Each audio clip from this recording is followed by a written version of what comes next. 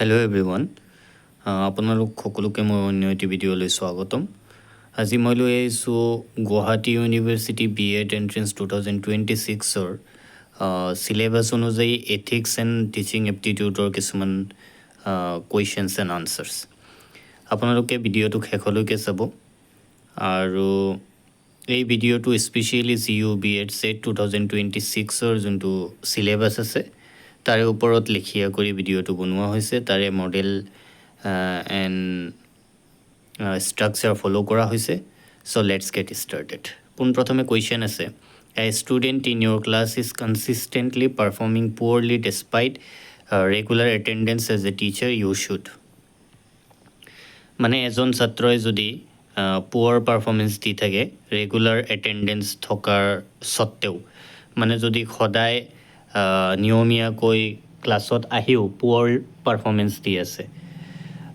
তেতিয়াহ'লে আপুনি as a teacher কি কৰিব তো ইয়াৰ শুদ্ধ উত্তৰ হ'ব identify the cause and provide support number 2 আছে the primary objective of teaching is to option B will be the correct answer facilitate learning and overall development তাৰপিছত আছে number 3 a teacher notices that some students are hesitant to participate in classroom discussion what should the teacher do যদি এজন টিচাৰে মানে শিক্ষক এজনে দেখা পায় যে কিছুমান ছাত্ৰ ছাত্ৰীয়ে ক্লাছত মানে ক্লাছৰুম ডিছকাশ্যনত পাৰ্টিচিপেট কৰা নাই আৰু হেজিটেণ্ট ফিল কৰি আছে তেতিয়া টিচাৰ এজনে কি কৰিব ইয়াৰ শুদ্ধ উত্তৰ হ'ব option C create A supportive environment and encourage participation Number 4 আছে when a student asks a question that the teacher cannot answer immediately, the teacher should যিহেতু আমি টিচাৰ এডুকেশ্যন প্ৰগ্ৰাম পঢ়ি আছোঁ বা পঢ়িম আমাৰ টিচিং পেডাগজিবোৰ অলপ হাইলি স্কিল থাকিব লাগিব তো এইটো এটা চিচুৱেশ্যন দিছে যে যদি কোনো ছাত্ৰ ছাত্ৰীয়ে শিক্ষকক প্ৰশ্ন কৰে আৰু শিক্ষকজনে যদি সেই বিষয়টো নজনা থাকে তেতিয়াহ'লে কি কৰিব তো ইয়াৰ শুদ্ধ উত্তৰ হ'ব option C admit it honestly and find the answer later তাৰপিছত আছে number 5 the most important quality of an effective teacher is option B will be the correct answer empathy and understanding number 6 আছে a teacher finds that a student is exceptionally talented in art but weak in academics. The teacher should যদি এজন শিক্ষকে মানে এটা ষ্টুডেণ্টক এনেকুৱা ষ্টুডেণ্টক পায় যি মানে আৰ্ট ৱৰ্কত মানে বহুত টেলেণ্টেড মেধাৱী কিন্তু একাডেমিক্সত অলপ মানে দুৰ্বল তেতিয়া কি কৰিব তো ইয়াৰ শুদ্ধ উত্তৰ হ'ব encourage the students artistic talent artistic যোনটো টেলেণ্ট থাকিব এইটোক এনকাৰেজ কৰিব লাগিব হোৱাইল ছাপৰ্টিং একাডেমিক ইম্প্ৰুভমেণ্ট আৰু একাডেমিক ইম্প্ৰুভমেণ্টত গুৰুত্ব দিব লাগিব বা সমৰ্থন কৰিব লাগিব তাৰপিছত আছে number 7 which classroom practice best promotes cooperative learning ইয়াৰ শুদ্ধ উত্তৰ হ'ব option C group activities with shared responsibilities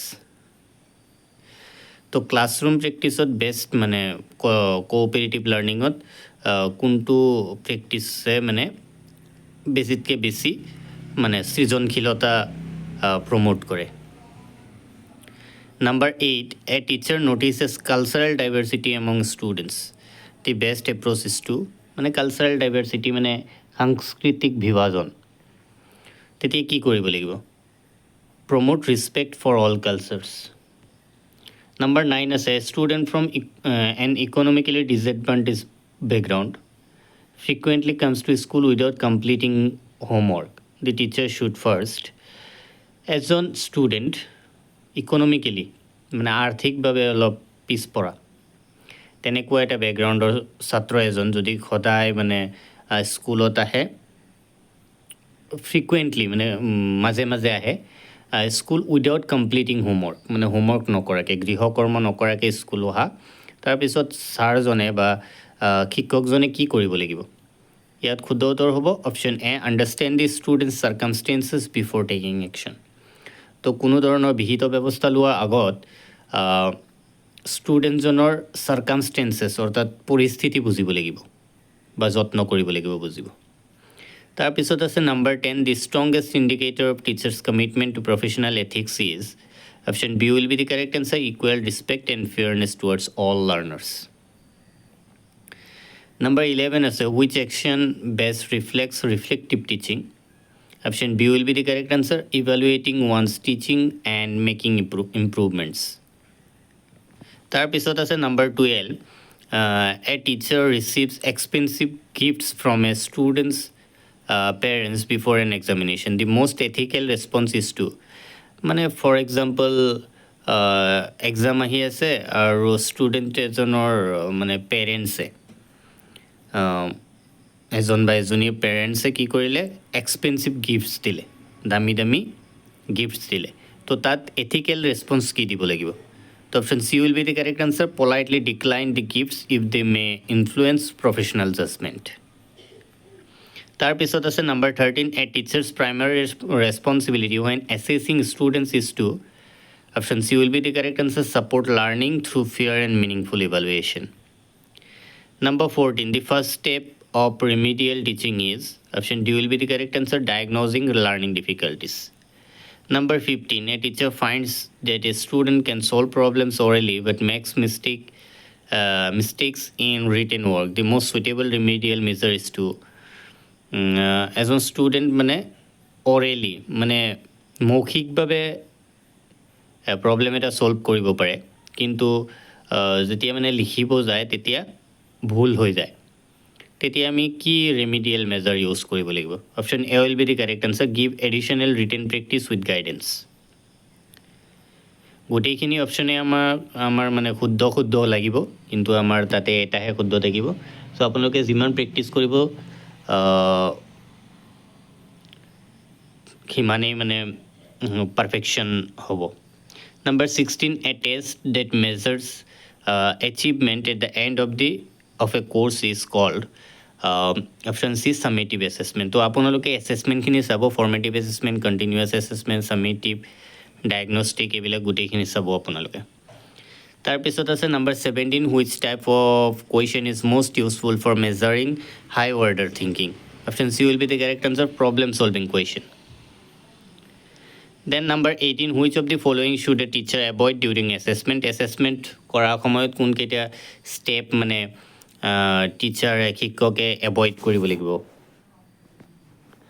তো ইয়াৰ শুদ্ধ উত্তৰ হ'ব অপশ্যন বি, বায়াছ এণ্ড ফেভৰিটিজম।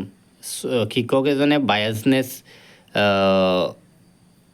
কৰিব নালাগিব, আৰু ফেভৰিটিজম যোনটো এটা ফেভৰিটিজম থাকে ক্লাছ এটাত, এইটো কৰিব নালাগে। Number 19, which assessment approach focuses on the learning process rather than only the final outcome? Option A will be the correct answer, continuous assessment. The most learner-centered assessment practice is, option B will be the correct answer, students participate in self and peer assessment. তাৰপিছত দুটামান important points আছে। Validity কি হয়, measures what it is supposed to measure. Reliability কি হয়, gives consistent results. Objectivity হয়, free from examiner bias. Practicability, easy to administer and score. Comprehensiveness, cover all learning outcomes. তো এইখিনি আছিলে। আপোনালোকে যদি বিচাৰে মই পৰৱৰ্তী ভিডিঅ'ত এইটো ছিৰিজ লৈ আহিম, টিচিং এপ্টিটিউড আৰু এথিক্সৰ, টিচিং পেডাগজি বুলি ক'ব পাৰি। চ' এইখিনি মই লৈ আহিম, যদি আপোনালোকে বিচাৰে কমেণ্ট কৰিব, যদি লাগে next part. Thank you so' much for ৱাচিং। আৰু যদি ভিডিঅ'টো ভাল লাগিছে লগৰ বন্ধুবৰ্গৰ লগত শ্বেয়াৰ কৰিব আৰু চেনেলটো ছাবস্ক্ৰাইব কৰি ৰাখিব for further updates. Thank you again.